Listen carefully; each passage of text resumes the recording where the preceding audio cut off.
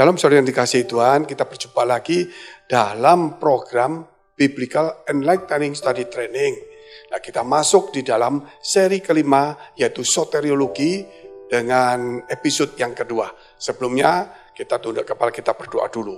Bapa kami yang di dalam surga, yang kami kenal di dalam nama Tuhan Yesus, terima kasih kami boleh belajar bersama supaya Engkau memberikan hati yang sungguh-sungguh mencari Tuhan, hati yang terbuka, hati yang lemah lembut, supaya kami boleh menerima firman Tuhan. Supaya kami boleh Tuhan melakukan dan mempertanggungjawabkan iman kami dengan benar, supaya banyak orang boleh melihat kebenaran dan mulai percaya kepada Tuhan. Memberkati setiap kami, dimanapun kami berada, dalam kondisi apapun juga. Yang sakit, punya masalah, punya persoalan tantangan, Tuhan, kami percaya Tuhan menolong kami semuanya, memberkati, memulihkan, menyegarkan, memberikan pengharapan, memberikan semangat yang baru. Demi nama Tuhan Yesus, kami sudah mengucap syukur dan berdoa. Haleluya. Amin. Puji Tuhan. Sebagaimana yang tadi dikatakan, kita masuk di dalam seri kelima, yaitu soteriologi dalam episode yang kedua. Kita lihat dulu firman-Nya. Orang yang percaya dan melakukan. Matius 7 ayat 21 sampai dengan 24. Ayat 21 kita baca. Bukan setiap orang yang berseru kepadaku Tuhan, Tuhan akan masuk ke dalam kerajaan surga, melainkan dia yang melakukan kehendak Bapakku yang di surga. Nah saudara, kalau kita melihat bagaimana dikatakan ayat 21, bukan orang yang berseru Tuhan, Tuhan yang masuk dalam kerajaan surga, melainkan orang yang melakukan kehendak Bapa. Dari sini saudara, kerap kali kita pikir kita punya karunia, kita pikir kita sudah melayani, kita sudah mengusir setan, kita sudah berseru Tuhan, Tuhan dengan nama yang benar. Tetapi kalau kita tidak melakukan kehendak Bapa, maka kita akan melihat bahwa kita akan pasti melakukan sesuatu yang bertentangan, yaitu sesuatu kejahatan. Apa yang disebut kejahatan dan dosa? Yaitu melanggar perintah Tuhan. Atau kalau kita tidak melakukan kehendak Bapa, seperti Yunus disuruh ke Niniwe, dia pergi ke Tarsis. Itulah disebut pelanggaran atau dosa juga. Oleh karena itu, saudara yang dikasihi Tuhan, kita harus melakukan kehendak Bapa. Kita lihat terus ayat selanjutnya.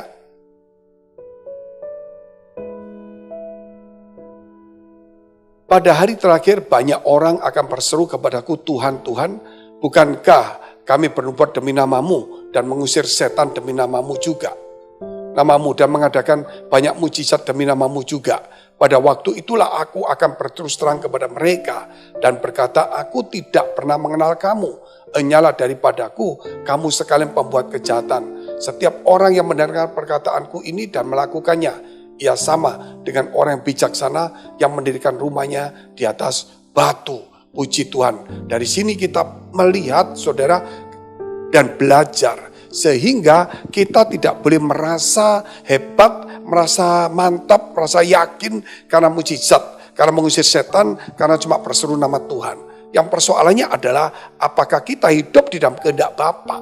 Karena banyak orang mengusir setan, banyak orang melakukan mujizat. Namun tujuannya, contohnya Biliam, dia bernubuat tapi memang kelihatannya dia juga sama. Seperti Tuhan larang dia tidak mau lakukan.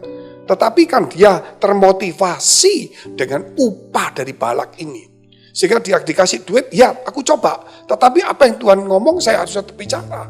Ternyata Tuhan bicara, jangan. Dia tidak boleh mengutuki Israel, dia tidak ngutukin. Tetapi saudara, kenapa berdosa? Karena Balak datang lagi, tak kasih duit lagi kamu. Coba kamu kutukin. Dan dia coba lagi. Tetapi Tuhan ngomong, jangan. Dia juga jangan.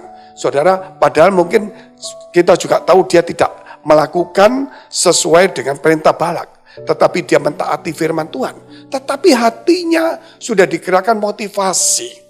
Oleh karena itu, saudara, bukan orang berseru Tuhan, bukan orang yang bernubuat dan terjadi, saudara, tetapi bukan itu. Tetapi apakah hati kita bersih? Apakah hati kita digerakkan oleh kehendak Tuhan? Apakah hati kita digerakkan oleh dunia, oleh upah, oleh pujian, oleh kesombongan? Itu perlu kita selidiki. Kita lihat terus selanjutnya. Orang yang mengerjakan keselamatan. Filipi pasal 2 ayat 12. Hai saudara-saudaraku yang kekasih, kamu senantiasa taat, Karena itu tetaplah kerjakan keselamatanmu dengan takut dan gentar. Bukan saja seperti waktu aku masih hadir, tetapi terlebih pula sekarang waktu aku tidak hadir. Puji Tuhan, saudara, di sini dikatakan tetap kerjakanlah keselamatanmu. Artinya ini kata kerja aktif, artinya juga bahwa kita tidak boleh pasif ketika kita menjadi percaya. Kita tidak boleh hanya duduk diam ketika kita percaya. Kita tidak boleh percaya tapi tidak ke gereja, tidak berdoa, tidak melayani, tidak membaca firman. Kita merasa sudah percaya cukup. Nah, ini yang pasif, saudara. Tuhan minta supaya kita mengerjakan. Artinya keselamatan setelah diberikan Tuhan kepada kita, yaitu anugerah itu, kita harus punya reaksi, yaitu punya sesuatu, yaitu gairah. Sesuatu kerinduan untuk bertumbuh. Artinya apa? Buah dari keselamatan itulah kita harus menghasilkan. Tuhan memberikan keselamatan. Oke, saya selamat ini sekarang. Buah keselamatannya, saya menjadi orang yang baik. Saya membawa orang datang kepada Tuhan. Melalui hidup saya banyak orang terhiburkan. Melalui hidup saya banyak orang dikuatkan di gereja. Jangan sampai, saudara, ketika kita percaya kita tidak ke gereja, percaya membuat orang-orang jadi mundur ke gereja. Oh, orang itu gak ke gereja gak apa-apa kok. Nah, saudara, itu namanya selamat tapi tidak memberikan buah keselamatan. Tidak memberikan buah-buah jiwa-jiwa di hadapan Tuhan. Jiwanya mungkin, saudara, dia yakin diselamatkan. Tetapi dia tidak menjadi berkat untuk keselamatan orang lain. Sehingga dikatakan kerjakanlah keselamatanmu dengan takut dan gentar. Bukan berarti kita ini melakukan sesuatu supaya selamat. Tetapi keselamatan itu dikerjakan. Artinya keselamatan yang Tuhan beri, yang dianugerahkan Allah. Nah, kita harus masuk di dalamnya. Dan kemudian kita bersama dengan Tuhan menggerakkan kita, berkarya di dalam diri kita untuk menghasilkan buah dari keselamatan itu. Menghasilkan sesuatu yang berguna, bukan pasif.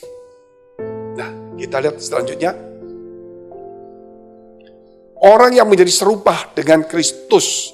Roma 8 ayat 28 sampai dengan 30. Kita tahu sekarang bahwa Allah turut bekerja dalam segala sesuatu untuk mendatangkan kebaikan bagi mereka yang mengasihi Dia.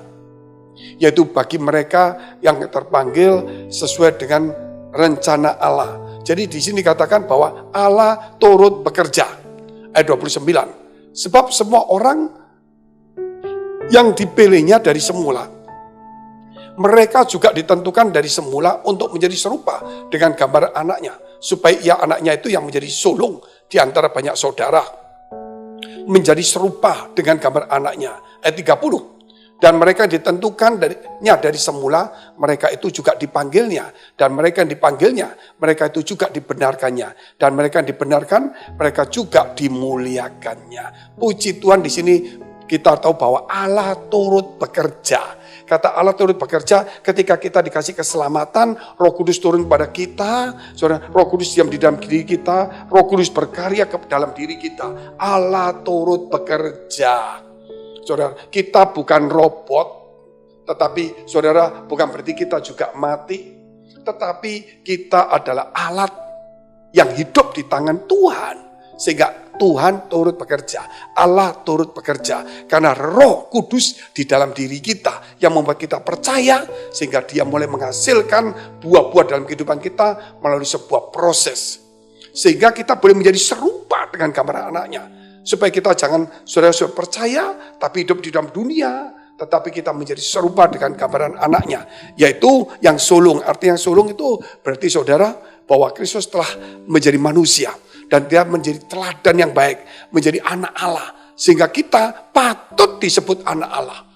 Karena apa? Karena Allah turut bekerja setelah memberi keselamatan, mengubah hidup kita.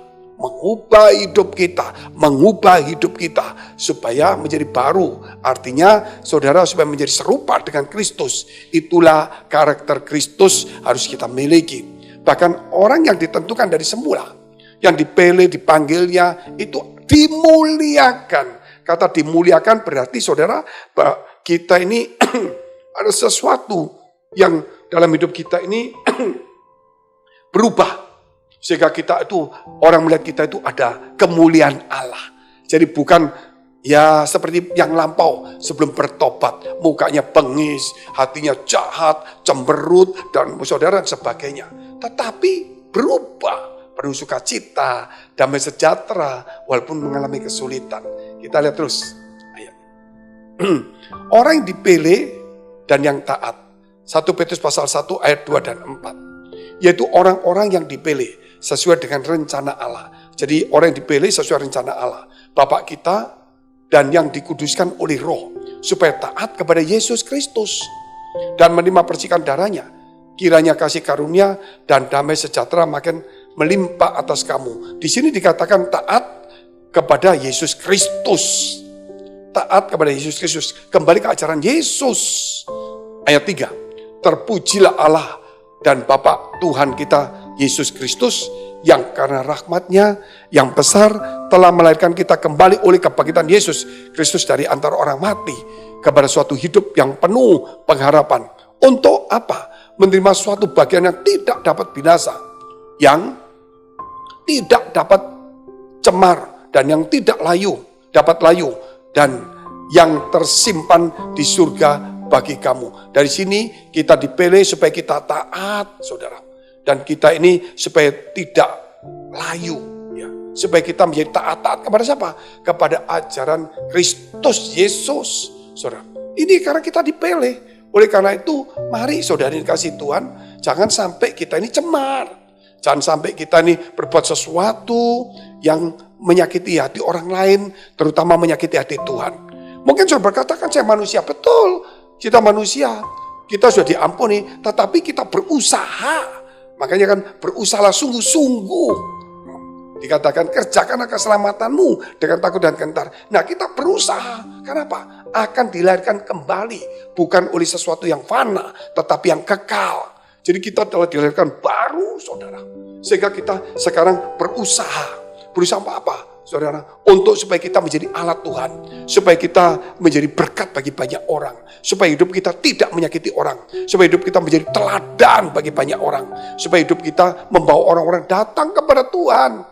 Itulah orang-orang yang dipilih supaya taat kepada Yesus Kristus. Ajaran Yesus harus hidup dalam diri kita. Jangan sampai kita salah. Kalau tadi sebelumnya dikatakan karakter Kristus menjadi serupa dengan Kristus. Nah sekarang kita harus taat akan ajaran Yesus. Karena kita telah dilahirkan kembali oleh apa? Firman Allah. Oleh kematian Yesus, kebangkitan Yesus. Kita dilahirkan kembali.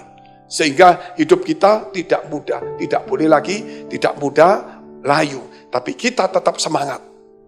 Kita lihat selanjutnya. Tentang keselamatan ini sangat bagus. Dikatakan bertahan sampai kepada kesudahan. Matius 24 ayat 11 sampai 13. Banyak nabi palsu akan muncul dan menyesatkan banyak orang. Dan karena makin bertambahnya kedurhakaan, maka kasih kebanyakan orang akan menjadi dingin. Tetapi orang yang bertahan sampai pada kesudahannya akan selamat. Jadi ketika keselamatan diberikan kepada Tuhan, keselamatan terus mengerjakan di dalam diri kita. Bukan hanya kita yang bergerak saja. Tetapi keselamatan yang sudah diberikan, keselamatan itu menghasilkan buah. Karena Roh Kudus bekerja berkarya dalam diri kita. Dan kemudian saudara, kita ini harus dikatakan bertahan sampai kepada kesudahan. Bertahan dalam apa? Godaan iblis. Supaya kita jangan sampai seperti Yudas Iskariot. Jangan seperti Biliam. Jangan sampai seperti itu. Kita, saudara, kita pasti yakinlah itu. Oleh karena itu, saudara yang dikasihi Tuhan, saya yakin setiap orang yang percaya, dia harus bisa bertahan sampai pada kesudahannya. Kita lihat poin-poin yang terakhir. Teguh dalam iman. Kolose 1:21 sampai 23a. Juga kamu yang dahulu hidup jauh dari Allah dan yang memusuhinya dalam hati dan pikiran seperti yang nyata dari perbuatanmu yang jahat. Dulu jauh, sekarang dekat. Dulu memusuhi kayak Saulus, sekarang menjadi Paulus. Sekarang diperdamaikannya di dalam tubuh jasmani Kristus oleh kematiannya untuk menempatkan kamu kudus dan tak bercela dan tak bercacat di hadapannya.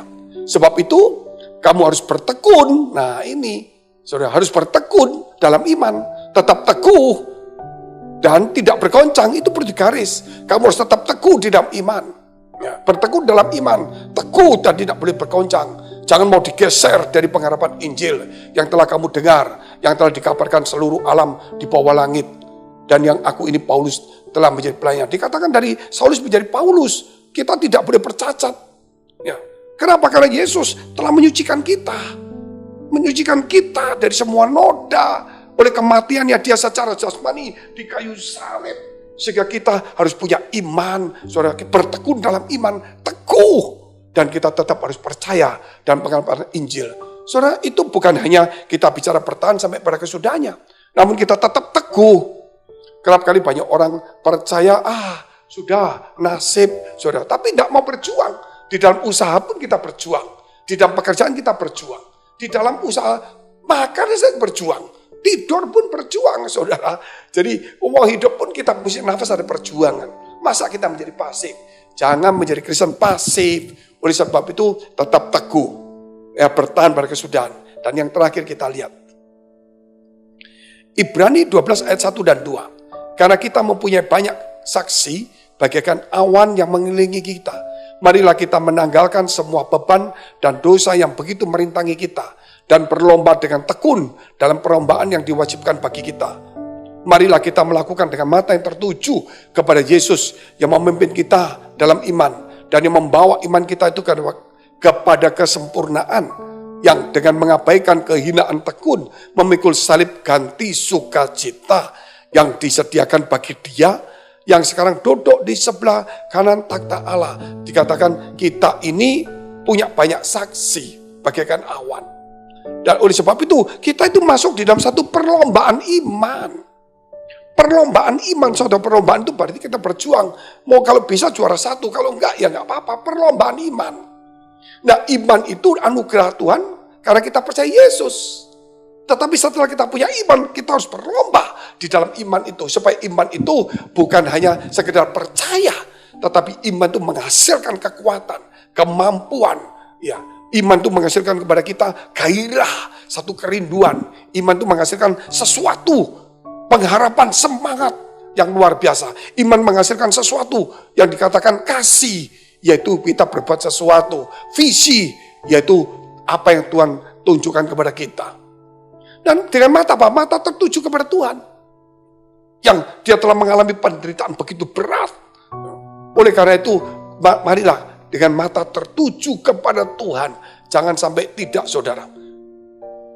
Jadi saudara yang dikasihi Tuhan, itulah kalau kita melihat tentang keselamatan itu. Jadi selamat itu memang diberikan Tuhan. Tetapi setelah kita dapat selamat, dikatakan kita nggak boleh pasif. Jadi sampai bertekun, ya. Dan kita harus teguh. Kita ada masuk dalam perlombaan iman. Bukan hanya itu, mata tertuju kepada Tuhan. Supaya kita lihat bagaimana dia menderita sengsara untuk kita. Ini kita akan masuk minggu depan kepada episode yang ketiga. Kita tunduk kepala, kita berdoa. Terima kasih Tuhan atas kebaikan Tuhan bagi kami semua.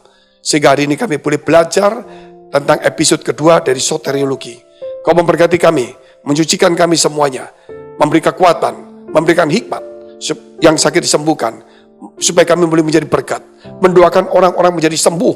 Tuhan mendoakan orang-orang menjadi pulih. Dan kami tetap melakukan kehendak Bapa. Di dalam nama Yesus. Haleluya. Amin. Shalom. Sampai jumpa. Tuhan Yesus memberkati.